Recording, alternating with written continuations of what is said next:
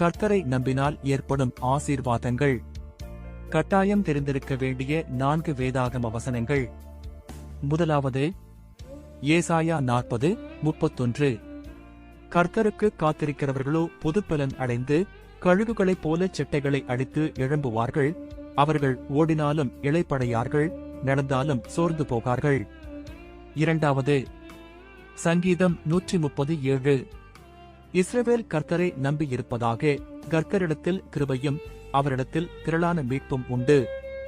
மூன்றாவது, எரேமியா 29:11. நீங்கள் எதிர்பார்த்திருக்கும் முடிவை உங்களுக்கு கொடுக்கும்படிக்கு நான் உங்கள் பேரில் நினைத்திருக்கிற நினைவுகளை அறிவேன் என்று கர்த்தர் சொல்லுகிறார். அவைகள் தீமைக்கல்ல, சமாதானத்துக்கேதுவான நினைவுகளே. நான்காவது, ரோமர் 15:13. பரிசுத்தாவியின் பலத்தினாலே உங்களுக்கு நம்பிக்கை பெருகும்படிக்கு, நம்பிக்கையின் தேவன் விசுவாசத்தினால் உண்டாகும் எல்லாவித சந்தோஷத்தினாலும் சமாதானத்தினாலும் உங்களை நிரப்புவாராக. நீங்கள் கர்த்தரை நம்பினால் இந்த ஆசீர்வாதங்களை பெற்றுக் கொள்வீர்கள். நீங்கள் விசுவாசித்தால் ஆமென் என்று சொல்லுங்கள்.